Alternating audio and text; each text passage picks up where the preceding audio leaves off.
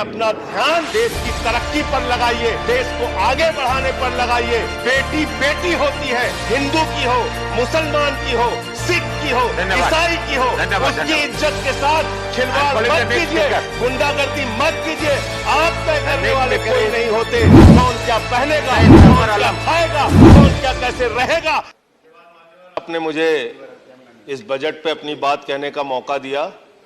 Sir, मैं इस budget पे और इनके डिजिटल इंडिया पे राजीव जी की एक कविता है, वो एक बड़े अच्छे कवि हैं, उन्होंने लिखा है, वो सदन के सामने सुनाना चाहूंगा।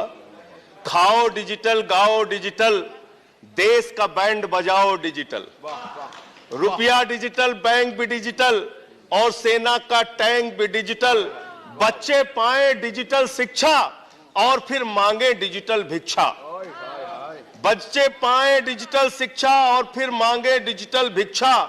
डिजिटल डॉक्टर, डिजिटल गोली, डिजिटल ईद और डिजिटल होली, डिजिटल सड़क पर डिजिटल कार, डिजिटल संसद और सरकार, डिजिटल खेत में करो किसानी, डिजिटल खाद और डिजिटल पानी, डिजिटल दूध और डिजिटल गाय, डिजिटल चीनी, डिजिटल चाय, भर के खाओ डिजिटल रोटी और फिर कर दो डिजिटल पोटी।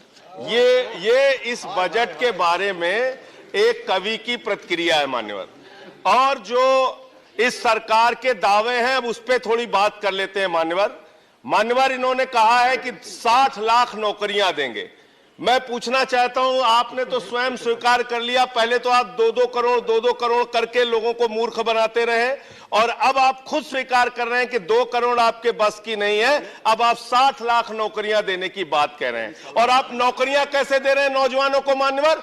35,000 रेलवे भर्ती के लिए 1 करोड़ नौजवानों ने उसमें फॉर्म भरा और उसके बाद जब उसका परिणाम आता है उसमें घोटाला और गड़बड़ी की जाती है। जब वो नौजवान सड़क पर नौकरी मांगने के लिए निकलते हैं, उनको लाठियों से पिटवाया जाता है प्रयागराज में, उनको पटना में लाठियों से पिटवाया जाता है। घर में घुस के लाठियों से पीट पीट के आप नौकरी दे रहे हैं, आंसू गैस के गोले छोड़ छोड़ के आप नौकरी दे रहे हैं। आप कर्मचारियों की बात इस बजट में कर लीजिए मान्यवर। जब कर्मचारियों की चर्चा होती है, पूरे देश के कर्मचारियों की एक ही मांग है, पुरानी पेंशन की बहाली की जाए, पुरानी पेंशन की बहाली की जाए। 40 दिन कोई सांसद और विधायक रह लेता है, पूरे जीवन भर उसको पेंशन मिलती है। 40 साल कोई कर्मचारी नौकरी करता है, उसकी पेंशन आपने खत्म कर दी। पेंशन तो छोड़िए, टैक्स के राहत की उम्मीद थी कर्मचारियों को, आपने इस बजट में वो भी नहीं दिया।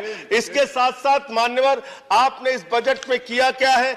22 तक सबको घर देने की आपकी योजना थी। वो 22 तक घर देने की योजना भी पूरी तरीके से जमीन पर उतर के नहीं आई, वो भी फेल साबित हुई। जब आपसे पूछा जाता है सरकार की उपलब्धि क्या है, सरकार की आमदनी क्या है, आप सीना ठोक के कहते हैं अरे हमने तो आमदनी बढ़ा दी, देश का एयरपोर्ट बेच दिया। फिर आपसे पूछा जाता है कुछ आमदनी बढ़ी क्या सरकार की, कहते हैं हाँ बिल्कुल बढ़ा दी। Steel authority of India limited बेच दिया, कोल इंडिया बेच दिया, बीपीसीएल बेच दिया, LIC बेच दिया, बैंक बेच दिया, पोर्ट बेच दिया, सब कुछ बेचने का काम किया। ये आपका मेक इन इंडिया है, ये आपका डिजिटल इंडिया है। मान्यवर, मैं खत्म कर रहा हूं मान्यवर। मैं मनरेगा की आप बड़ी पीठ थपथपाते हैं अपनी। मनरेगा की चर्चा बहुत होती है, मनरेगा का बजट आपने खत्म कर दिया, खाद की सब्सिडी आपने कम कर दी। इसका मतलब जो गरीबों को अन्न देने की योजना है, वो भी योजना एकमात्र आपकी दिखावा है और मार्च के बाद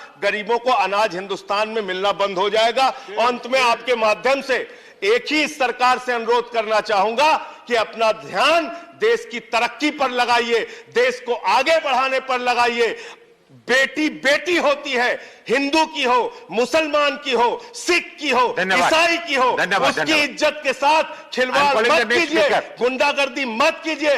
आप तय करने वाले कोई नहीं होते। कौन क्या पहनेगा, कौन क्या खाएगा, कौन क्या कैसे रहेगा, कौन। Zafar Islam, I'm sorry. Please. Thank you very much, sir. First of all, I would